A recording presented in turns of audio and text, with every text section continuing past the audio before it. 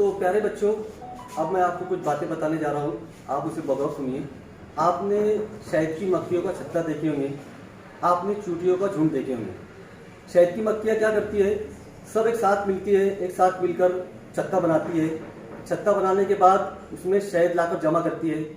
इसी तरह हम लोग देखते हैं कि चूटियाँ जो रहती है, अगर कोई खाने की चीज़ पड़ी हो या शक्कर पड़ी हो या गुड़ पड़ा हो, उसके पास आती है, उसे जमा करती है, एक दूसरे से मिलती है और उस तरह के गुड़ वगैरह को अपने बिल में ले जाती है। यानी ये चूटियाँ, शहद की मक्खियाँ मिलजुल कर काम करती है। ये उनका एक तरह का उनका शहर है, उनका गांव, उनकी बस्ती या उनका समाज है। यानी ये सब मिलकर समाज में काम करती है ताकि उनके पास शहद जमा हो जाए।